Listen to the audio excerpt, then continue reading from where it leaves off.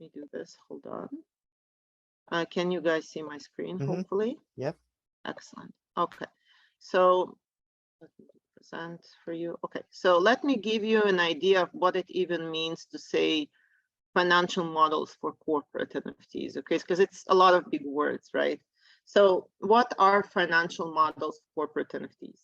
How do corporates think about any kind of business model, okay, and financial model? There are only two things you can really do when you do a financial or business model. You can either increase your revenue or you can decrease your spend. These are the two things you can do. Now, further down the line, it can get quite complicated. There are a million ways of doing the first and a million ways of doing the other. But when it comes to corporates, and when I say corporate, if you brand is smaller than corporate, right?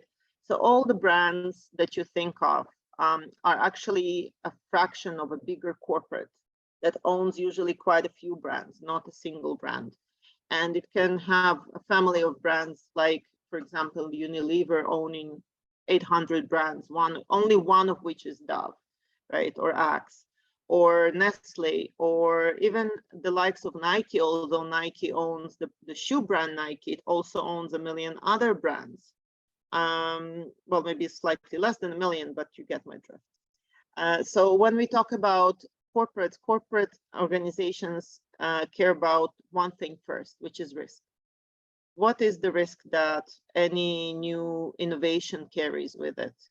And I think corporates are right now an immensely important part of what we should be doing as people who are part of the NFT industry or people who are looking to work with NFTs, because at the end of the day, I think a lot of the talk in the year and a half that passed was kind of anti-corporate, and I really kind of want to raise my hand and say this is not the right way to go about it, and I completely object to that. I think we need to embrace any big player who wants to endorse this industry, and we need to help them join the industry because these are the biggest engines, especially in this kind of market.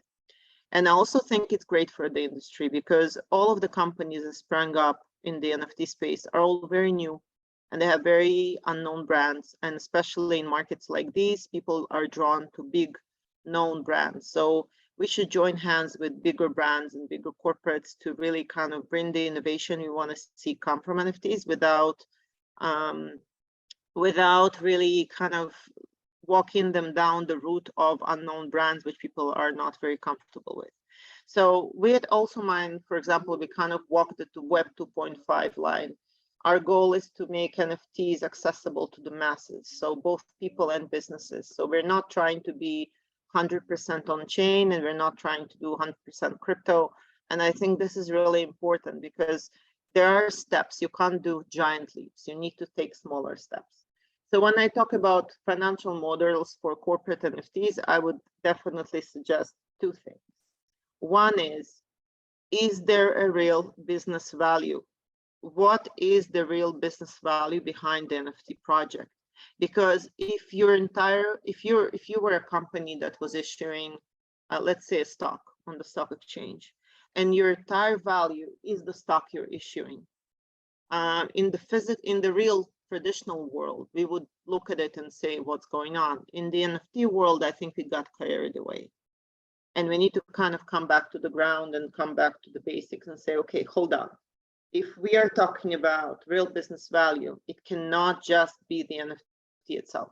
So the way I recognize, and this is my go-to tool to really split up whether this is an NFT that has other value but the picture, or the entire value is wrapped within the picture. And picture I also split into two. One is actual art. So art is in the eye of the beholder, and I definitely am not the right person to judge art.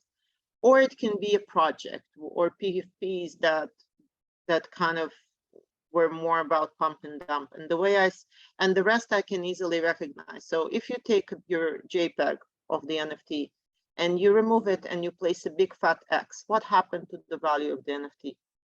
So my trick is as follows. If you can do that and the value of the NFT remains the same, it means the value is somewhere else. That means it's a utility or a business NFT, and the value lies somewhere else. If your value is partially diminished, then it's a split. It can be also a brand that has some value, and there is a utility or a use case or a business benefit attached. If the value is completely gone, then the only value it had was in the image. So be really, really sure it's the right image for you. And then it's also the NFT is the only asset here you're dealing with. So this is my way of easily judging, and I think it's really an easy way to explain this to anyone. So either the value, if you replace with an X, either the value remains the same, it's partially gone, or it's completely gone. So my focus is on the ones where the X marks the spot for it to remain the same. And those are the business NFTs. And when we talk about business NFTs, it means the NFT serves a purpose.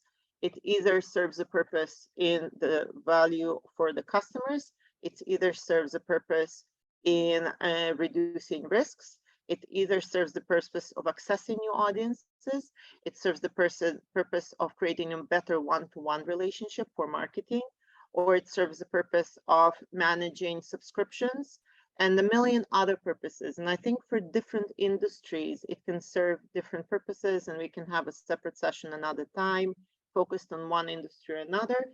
But since we've said that this conversation is more about fashion and consumer industry, I'll give you a few examples of utility with NFTs that are put together. So let me give you a couple. So a good example you guys might be familiar with is, of course, the D&G example. And let us talk through this a little bit in detail to really flesh out what is the company doing, what is the utility, and what do we see as the business model behind the utility. And this is really important. No brand, no corporate is going to do an NFT collection anymore just to dip their toe in the water. Every single collection you'll see coming out of brands today will have some business case. No one can afford to fall flat on their face in the Web3 space. So I think this is really important. If you don't have a very clear business model, it will mean it will cost you tremendously in terms of marketing costs, because you'll have to pump it up purely based on exposure.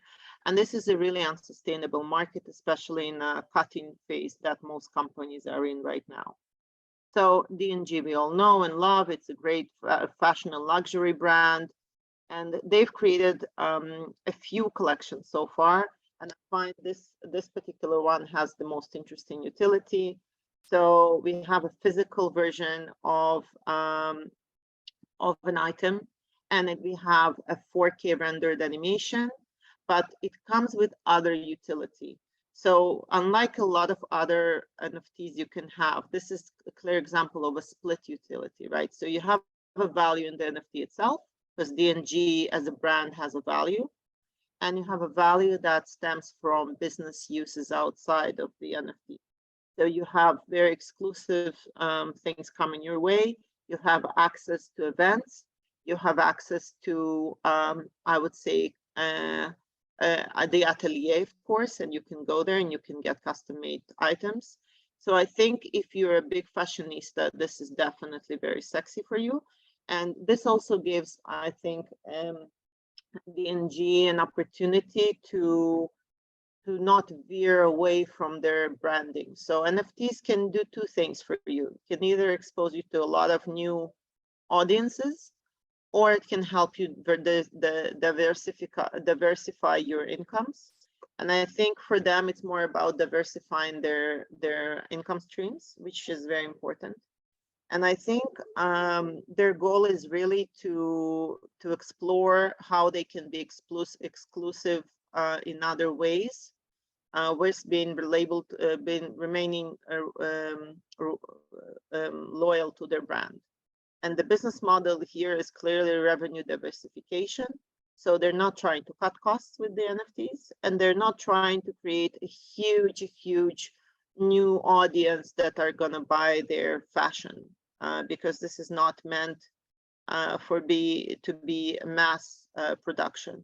But if you do buy this, and this is highly expensive, highly exclusive, it's mostly tailored as a test to see if they can go higher in their brand cost, because it costs far more than any item you would buy off the shelf in DNG. So they're actually using it to climb even higher within the exclusivity ladder. So this is interesting because I think it's less risky for them to do it this way than if they would have done it within a collection format. If they would have gone down the luxury brand format and doing this in a collection format. Let me give you another example that's a little bit more mass market. So we all heard of Air Baltic. If you've been around digital space, you know of Air Baltic. Air Baltic is, of course, a known airline. It's the main airline for Latvia, and they've also been known for selling airline tickets with crypto for quite a few years. So it's no surprise they dove into the NFT space. And what they've done, they really do use the NFT as a combination of, I would say,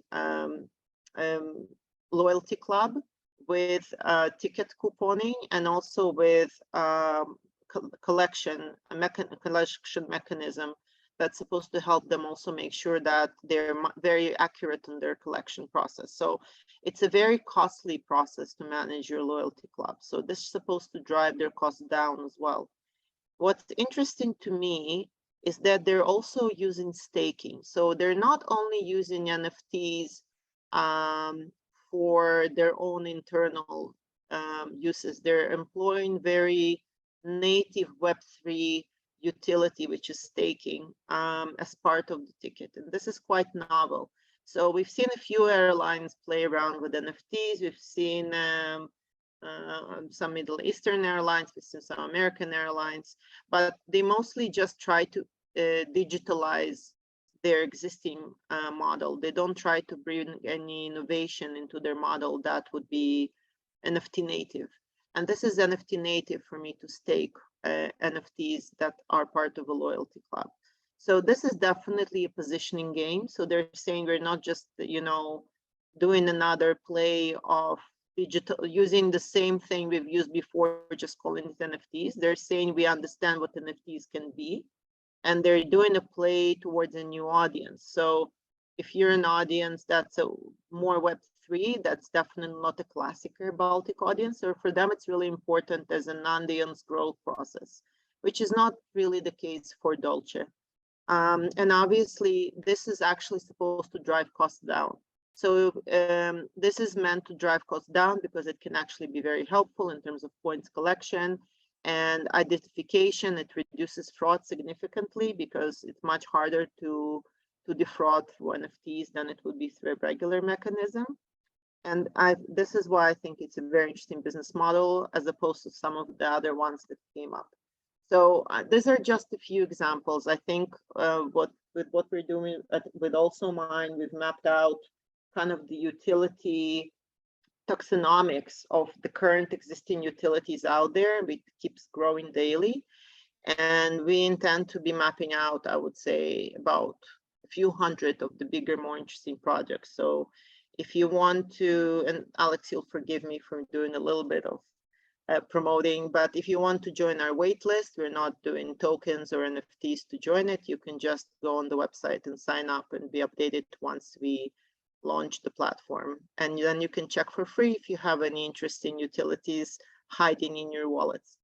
So this is kind of what I find fascinating about the NFT industry. And I think Alex and I are both happy to get some questions.